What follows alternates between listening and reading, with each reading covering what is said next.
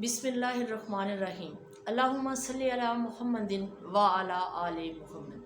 अस्सलामु अलैकुम dear viewers, मैं हूँ मिसिज़ मुबीन और आप देख रहे हैं आपका अपना पसंदीदा चैनल बाबूजी की लाइब्रेरी। जैसा कि आपको पता है कि आजकल हमने एक सिलसिला शुरू किया हुआ है जो कि हम बसीरत स्कूल के अंदर मुख्तलिफ़ वीडियोस आप तक पहुंचा रहे हैं।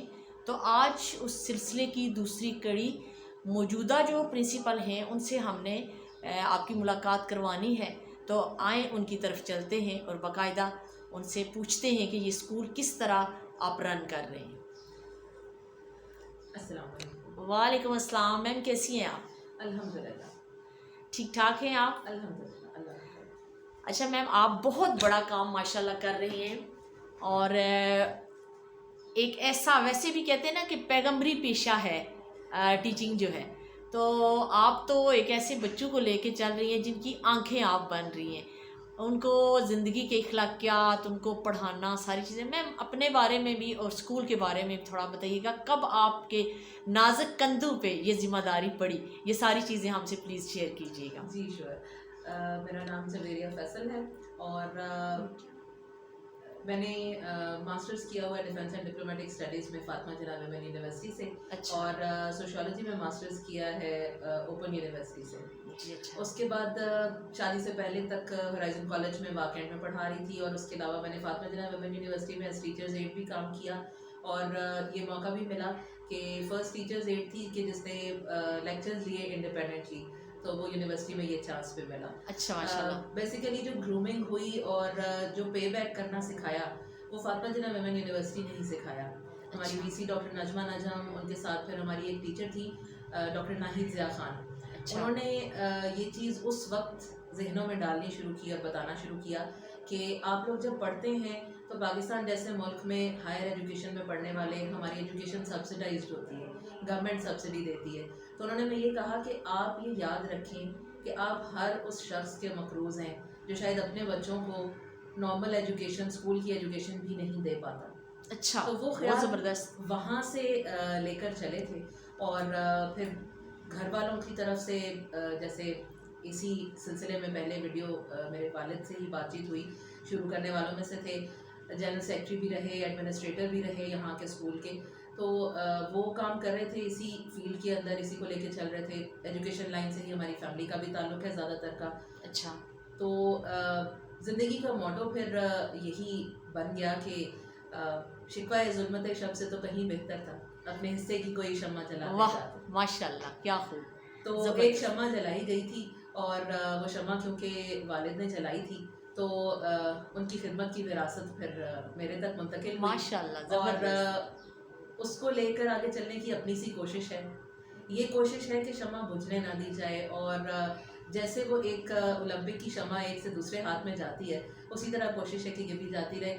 अब अपने बच्चों को, और अपने बच्चों का जिक्र जब भी करूँगी तो उससे मुराद मेरे बसीरत के स्टूडेंट्स हैं जो पढ़ के जा चुके हैं वो भी, और जो अब पढ़ रहे हैं वो भी। अच्छा मैम, आपके अपने बच्चे भी हैं?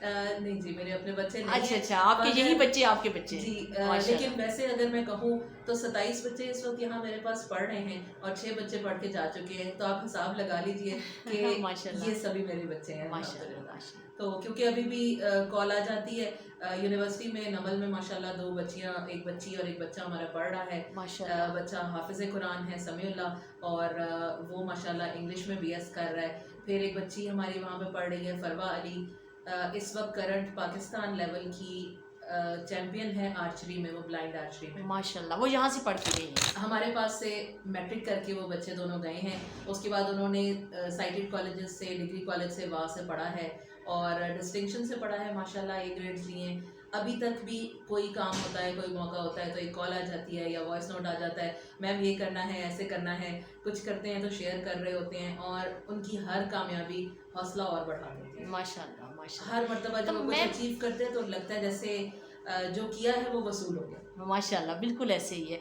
वैसे भी ये पैगंबरी पेशा है टीचिंग तो, लेकिन आपका तो बहुत बड़ा इसमें हाथ है लोगों की इखलाक। अब मैं कहती हूँ आप आंखें बन गई हैं। तो मैम कैसा लगता है, कैसे स्टार्ट, जब आपको पहली दफ़ा आपको प्रिंसिपल के लिए कहा गया तो आप बात कर रहे थे, बता रहे थे कि आपके फादर ने कहा कि अब आप जी यहाँ बिल्कुल।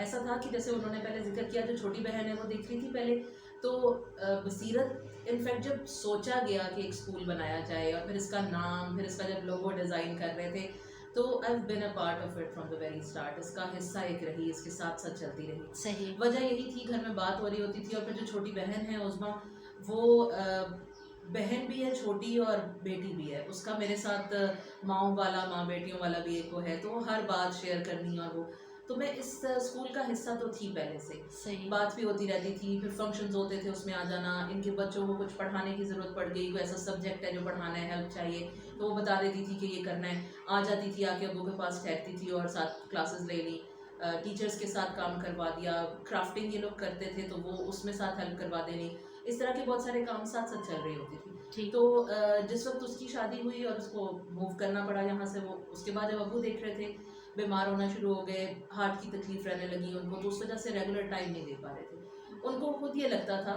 मेहनत तो बहुत कर रहे थे और छुट्टियाँ तो तसव्वुर में भी नहीं है, हमें सिखाया नहीं गया कि छुट्टी भी कोई चीज़ होती है, तो वो उनका भी ऐसे ही था।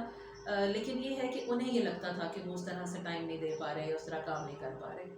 तो मेरे आसपास मौजूद हर किसी से, मुझसे तो कहा ही कहा, मेरी फ्रेंड से, मेरे बहन भाइयों से, मेरी मदर को, मेरे हस्बैंड को, उन्होंने हर किसी को, मेरी फ्रेंड्स को, सबको कहा इसको कहो आ जाए और आके संभाले। अच्छा मैम, आप वाकई से बाहर थी? जी, मैं इस्लामाबाद में रह रही अच्छा, थी। इस्लामाबाद। शादी होके वहाँ चली गई थी, मेरे हस्बैंड वहाँ जॉब करते हैं। अच्छा, तो आप स्पेशल फिर इस स्कूल के लिए वापस आए? जी, फिर स्कूल के लिए ये हुआ कि जब उन्होंने ये कहा कि आप लोग आओ और इसको संभालो, तो ज़रूर मेंशन करूँगी कि इसमें बहुत बड़ी सपोर्ट उस दिन भी और उस दिन से लेके आज तक भी वो मेरे हस्बैंड की है। माशाल्लाह। वो बहुत साथ देते हैं, मेरे इन-लॉज़, मेरे जेठ भी, उनकी वाइफ्स भी, वो लोग सब बहुत कोऑपरेटिव है इस मामले में। माशाल्लाह। वो लोग सभी लोग बहुत इनकरेज करते हैं, बहुत सपोर्ट करते हैं, बहुत खुश होते हैं इस चीज़ पे कि बहुत अच्छा काम कर रही हो।